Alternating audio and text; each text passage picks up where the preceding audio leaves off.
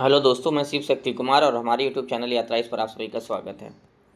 तो अभी जो हमारा कार्यक्रम चल रहा है, हम इसमें क्या कर रहे हैं कि जो एसपीडी है उसका एमसीक्यू प्रत्येक दिन 50 क्वेश्चन देखते हैं। और इस जो वीडियो है इसमें हम 250 से लेके 300 क्वेश्चन तक का एमसीक्यू देखेंगे, साथ साथ उसका एक्सप्लेनेशन भी देखते हैं। चलिए आगे देखते हैं। हम आगे देखते हैं कि क्या है 250 का क्वेश्चन। तो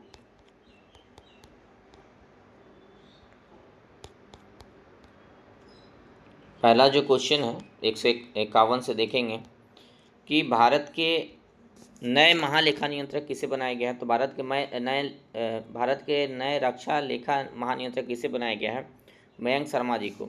तो भारत के नए रक्षा लेखा महानियंत्रक किसे बनाया गया है? मयंक शर्मा जी को। इसको याद रखेंगे। बेंगलुरु बेंगलुरु सिटी यूनिवर्सिटी का नाम किसके नाम पर रखा गया? डॉक्टर मनमोहन सिंह को। इसको भी याद रखेंगे। बेंगलुरु सिटी यूनिवर्सिटी का नाम किनके नाम पर रखा गया? डॉक्टर मनमोहन सिंह के नाम पर रखा गया है। नई दिल्ली में संपन्न खेलो इंडिया पैरा गेम्स में दूसरे संस्करण में कौन सी स्थान पे रहा? हरियाणा पहले स्थान पे रहा। हरियाणा पहले स्थान पे रहा। बिहार का जो रैंकिंग है 14वां है। इसको भी याद रखेंगे। बिहार का रैंकिंग क्या है? 14वां है। चलिए आगे देखते हैं। किस राज्य के मुख्यमंत्री ने एकल महिला स्वरोजगार योजना शुरुआत की? उत्तराखंड राज्य के जो है मुख्यमंत्री ने एकल महिला स्वराज योजना की शुरुआत किया है। खेलो इंडिया पैरा गेम्स का शुभंकर क्या था? उज्ज्वला था। खेलो इंडिया पैरा जो है गेम हुआ 2025, उसका शुभंकर क्या था? उज्ज्वला था। और उसी प्रकार से देखेंगे कि जो बिहार में खेलो इंडिया यूथ गेम हुआ उसका शुभंकर क्या था? गजसी था। तो इसको भी याद रखेंगे। बिहार में जो खेलो इंडिया यूथ गेम हुआ उसका शुभंकर क्या था? गजसी था। चलिए आगे देखते हैं। अगला जो प्रश्न है हमारे समक्ष है कि इंडोर शॉटपुट में 16 मीटर पार करने वाली पहली भारतीय महिला कौन बनी है? तो कृष्णा जयशंकर जी बनी है। इंडोर शॉटपुट में 16 मीटर पार करने वाली पहली भारतीय महिला कौन बनी है? कृष्णा जयशंकर जी बनी है। 15 मार्च 2025 को किस थीम के साथ उपभोक्ता अधिकार दिवस मनाया गया? तो इसका थीम देखेंगे कि थीम है अस्थायी जीवन शैली के लिए एक उचित परिवर्तन। अस्थायी जीवन शैली के लिए उचित परिवर्तन।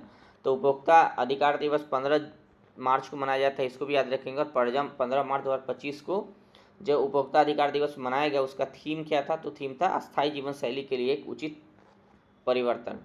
चलिए आगे देखते हैं। हाल ही में चर्चा में रहा पीएम वाणी योजना किससे संबंधित है? सार्वजनिक वाईफाई सेवा का विस्तार से संबंधित है।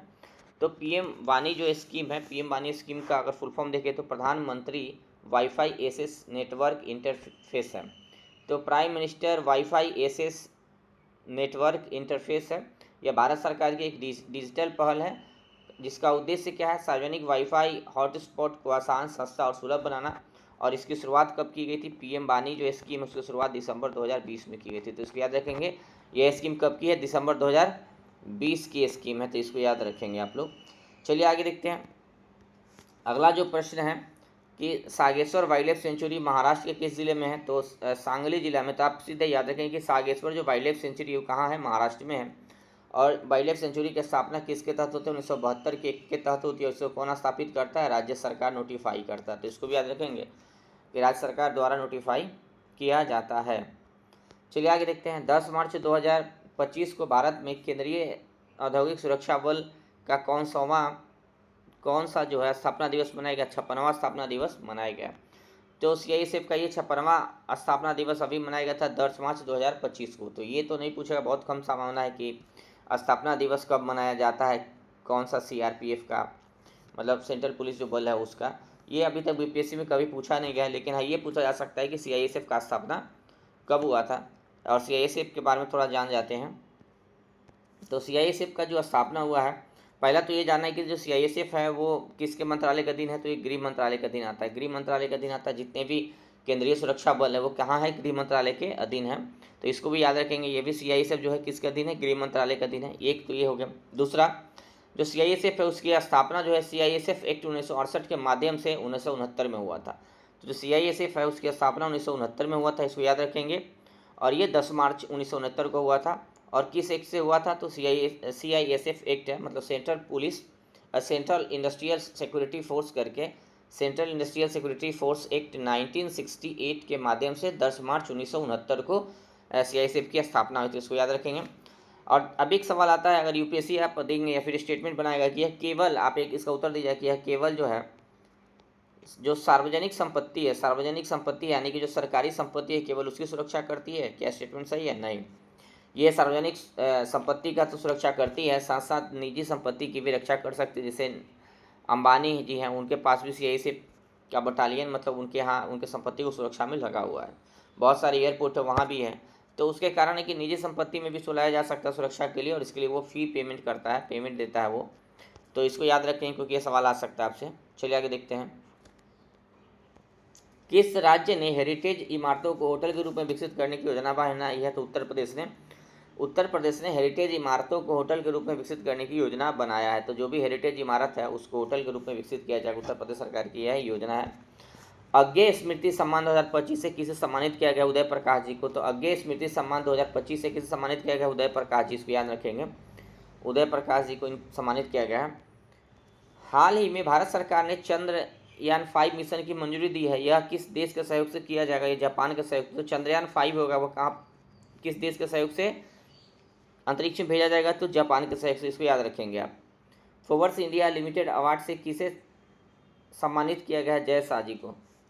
यह किसे सम्मानित किया गया है? जय शाह जी को सम्मानित किया गया है। चलिए आगे देखते हैं 265 नंबर क्वेश्चन। हाल ही में किस राज्य के मुख्यमंत्री ने गंगा सरदा नदी कॉरिडोर की घोषणा की? उत्तराखंड, इसको भी याद रखेंगे। हाल में किस राज्य के मुख्यमंत्री ने गंगा शारदा नदी कॉरिडोर के घोषणा की है? उत्तराखंड, इसको याद रखेंगे।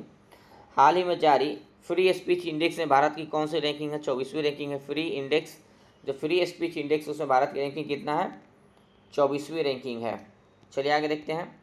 किस राज्य के इलेक्ट्रॉनिक सिटी का नाम रतन टाटा के नाम पर रखा गया है? तो ये असम के। असम में एक शहर का बनाया जा रहा है। असम में जो जोगी रोड है, या फिर इसको जागी रोड भी बोलते हैं, जागी रोड। तो जागी रोड में इस तरीके की इलेक्ट्रॉनिक सिटी का निर्माण किया जा रहा है जिसका नाम रतन टाटा इलेक्ट्रॉनिक सिटी रखा गया, तो इसको भी याद रखेंगे। चलिए आगे देखते हैं। अगला प्रश्न है कि माधव राष्ट्रीय उद्यान भारत का 58वां टाइगर रिजर्व बना है, किस राज्य में है? तो ये मध्य प्रदेश में, तो इसको याद रखेंगे, ये मध्य प्रदेश में है। आप माधव राष्ट्रीय उद्यान याद रखेंगे। माधव राष्ट्रीय उद्यान किस राज्य में है? मध्य प्रदेश में, इसको याद रखेंगे। हाल ही में कौन भारत की प्रथम विधि सचिव बनी है? तो हाल ही में भारत की प्रथम महिला विधि सचिव की बात हो रही है। तो भारत की प्रथम महिला विधि सचिव कौन बनी है? अंजू राठी राणा। अंजू राठी राणा भारत की प्रथम महिला विधि सचिव बनी है, तो इसको याद रखेंगे। चलिए देखते हैं 270 नंबर प्रश्न है कि IIFA अवार्ड 2025 से किसे बेस्ट फिल्म का पुरस्कार मिला है? तो लापता लेडीज़ फिल्म को ये पुरस्कार दिया गया है। तो IIFA अवार्ड जो 2025 है, आईफा अवार्ड जिसको बोलते हैं, तो आईफा अवार्ड जो है 2025 किसे मिला है? लापता लेडी को दिया गया, ये बेस्ट फिल्म का इसे पुरस्कार प्राप्त हुआ है। चलिए आगे देखते हैं 271 नंबर प्रश्न देखते हैं। हाल ही में जर्मनी के नए चांसलर कौन बने हैं? तो फ्रेडरिक मर्च बने हैं। फ्रेडरिक मर्च को जर्मनी का नया चांसलर बनाया गया, तो इसको याद रखेंगे। 272 नंबर क्वेश्चन देखेंगे। रणजी ट्रॉफी 2024-25 का खिताब किसने जीता है? विदर्भ ने जीता है, तो इसको भी याद रखेंगे। विदर्भ द्वारा जो है जीता गया, और केरल प्रतिद्वंदी था फाइनल का, इसको भी याद रखेंगे। चलिए आगे देखते हैं। अगला जो प्रश्न है कि किस देश के वस्तुकार लियू जियाकुन 2025 को प्रित्जकर पुरस्कार प्राप्त हुआ है? तो प्रित्जकर वस्तु कला पुरस्कार प्राप्त हुआ, तो चीन के हैं ये, तो आप इतना याद रखेंगे। जो प्रित्जकर पुरस्कार है वो लियू जियाकुन को मिला है, और ये कहाँ के हैं? चीन के हैं, तो इसको याद रखेंगे। 274 नंबर क्वेश्चन है कि सिपरी के रिपोर्ट के अनुसार विश्व का सबसे बड़ा हथियार आयातक देश कौन था? है तो यूक्रेन है। पहले इस भारत को था। भारत दुनिया में सबसे बड़ा हथियार आयातक देश था 2000 पहले के जो रिपोर्ट था 2023-24 में। लेकिन अभी क्या हुआ है कि रसिया और यूक्रेन के बीच जो युद्ध चल रहा है उसकी वजह से यूक्रेन जो है सर्वाधिक बड़ा आयातक देश बन के उभरा है, तो इसको याद रखेंगे। भारत का जो है दूसरा स्थान है, भारत का दुनिया में हथियार के आयात में दूसरे स्थान पे भारत है, तो इसको भी याद रखेंगे। USA जो है सर्वाधिक हथियार निर्यातक देश है। तो आप आपसे ये भी सवाल आ सकता है कि दुनिया में सबसे बड़ा जो है हथियार का आर्म्स का एक्सपोर्टर कौन है? तो USA है। दूसरे स्थान पे फ्रांस है, तीसरे स्थान पे रूस है, तो इसको भी याद रखेंगे। भारत हथियारों का दूसरा बड़ा आयातक है, तो इसको भी याद रखेंगे। भारत जो है सेकेंड लार्जेस्ट इम्पोर्टर कंट्री है आर्म्स का, तो इसको याद रखेंगे। साथ में ये देखें कि भारत का जो आयात है वो सबसे ज़्यादा किससे होता है? रूस से होता है, तो इसको भी याद रखेंगे। ये भी सवाल आ सकता है कि भारत का जो आयात है सबसे ज़्यादा किससे होता है? रूस से होता है। रूस से 36% आयात भारत करता है। उसके बाद इजराइल से भारत का आयात होता है, तो इजराइल का दूसरा स्थान है। उसके बाद फ्रांस का स्थान आता है। और सिप्री एक एनजीओ है, तो इसको भी याद रखेंगे। चलिए आगे देखते हैं। अगला प्रश्न है कि अटल बिहारी वाजपेयी संस्थान का उद्घाटन कहाँ किया गया है, तो मॉरिशस में किया गया। इसको भी याद रखेंगे। अटल बिहारी वाजपेयी संस्थान का उद्घाटन कहाँ किया गया, मॉरिशस में किया गया। अगला प्रश्न है S&P standard and poor global sustainability ranking 2025 में कौन से इस पर आया था, यस बैंक। इसको याद रखेंगे। तो S&P ग्लोबल सस्टेनेबिलिटी रैंकिंग 2025 में यस बैंक जो है भारत की तरफ से नंबर 1 पे रहा है।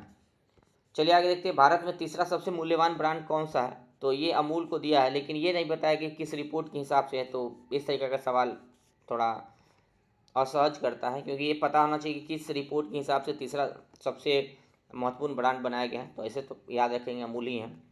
चलिए देखते हैं। अस्त्र MK3 मिसाइल का नाम बदल के क्या कर दिया है, गांडीव कर दिया गया। तो अस्त्र MK3 मिसाइल है, उसका नाम बदल के क्या कर दिया गया है, गांडीव कर दिया है। और गांडीव अर्जुन का धनुष का नाम है गांडीव, आप इसको याद रखेंगे। चलिए आगे देखते हैं। अस्त्र 3 जो मिसाइल है उसके बारे में जान जाते हैं। तो ये क्या है कि एयर टू एयर जो है, एयर टू एयर सरफेस मार करने वाली मिसाइल है, और इसका रेंज 200 किलोमीटर तक है, और इसका नामकरण अभी गांडीव के रूप में किया गया है। तो ये वायु से वायु में मार करती है, इसको याद रखेंगे। वायुसेना का ये हथियार है, और वायु मतलब एक तरीका के एयर डिफेंस प्रणाली का हिस्सा है। चलिए आगे देखते हैं। आईफा अवार्ड 2025 का आयोजन कहाँ किया गया था, तो जयपुर में किया गया था। आईफा अवार्ड 2025 का आयोजन कहाँ किया गया था, जयपुर में किया गया था। और लापता लेडी को बेस्ट फिल्म का पुरस्कार मिला है। चलिए आगे देखते हैं। विश्व जूनियर शतरंज चैंपियनशिप 2025 कौन जीता है, तो प्रवन वेंकटेश है, उनके द्वारा जीता गया है। तो प्रवन वेंकटेश जी है, इनके द्वारा यह जीता गया है विश्व जूनियर शतरंज चैंपियनशिप 2025। चलिए आगे देखते हैं।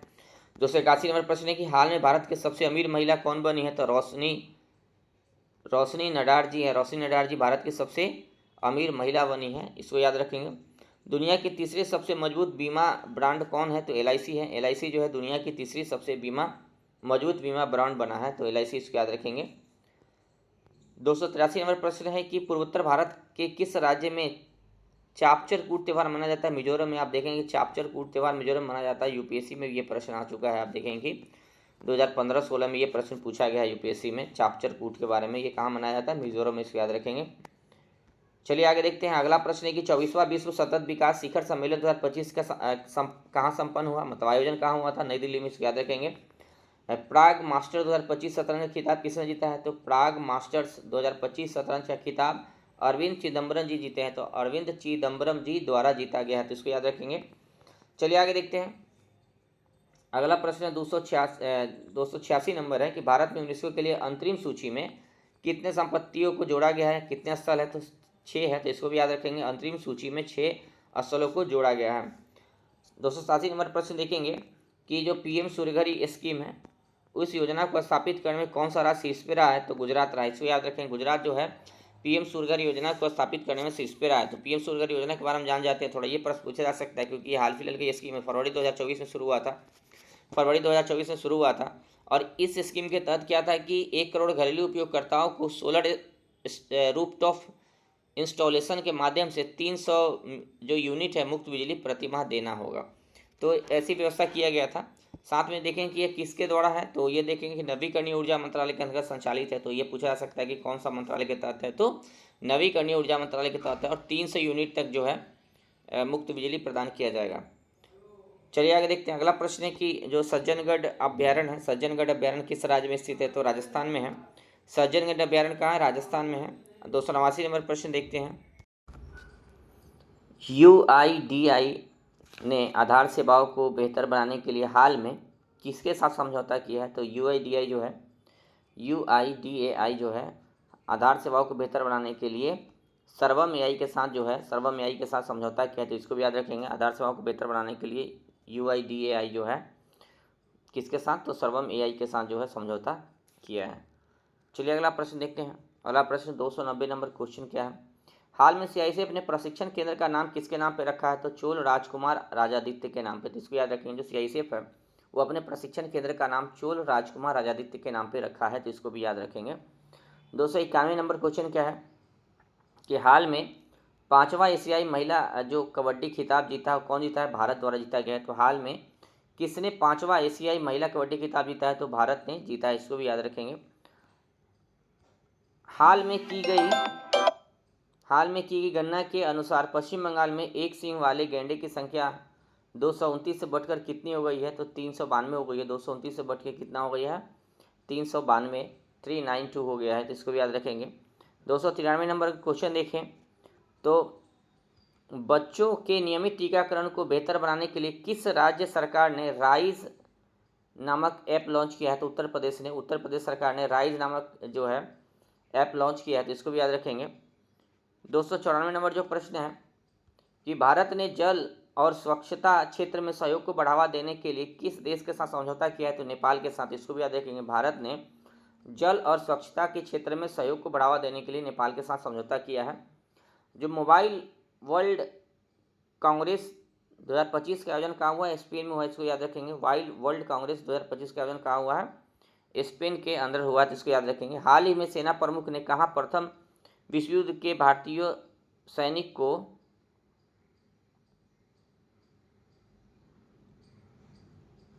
श्रद्धांजलि दी है? तो प्रथम विश्व युद्ध के जो भारतीय सैनिक थे उनकी श्रद्धांजलि कहाँ दिया गया है? तो फ्रांस के अंदर दिया गया है।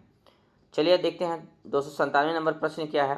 297 नंबर प्रश्न है कि किस राज्य की टीम ने 15वीं हॉकी इंडिया सीनियर महिला राष्ट्रीय चैंपियनशिप खिताब जीता है? तो झारखंड की टीम ने, इसको याद रखेंगे।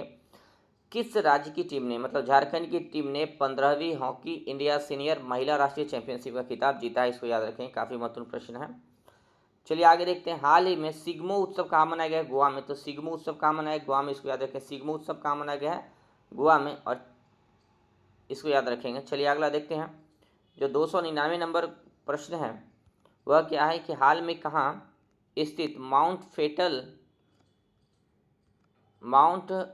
फेंटल ज्वालामुखी में भारी मात्रा में मीथेन गैस का उत्सर्जन हुआ है? तो इथियोपिया, इसको याद रखेंगे। इथियोपिया जो जगह है, देश है, वहाँ पे माउंट फेटल ज्वालामुखी में भारी मात्रा में मीथेन निकला है, तो इसको याद रखेंगे। अगला प्रश्न देखते हैं।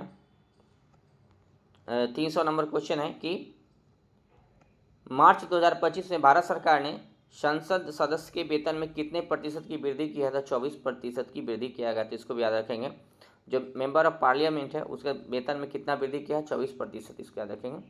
तो ये आज का हमारा वीडियो था। अगले वीडियो के साथ फिर आएंगे 301 से लेकर 3.5 तक और उसका एक्सप्लेनेशन प्रस्तुत करेंगे। तो thank you for watching me. Thank you.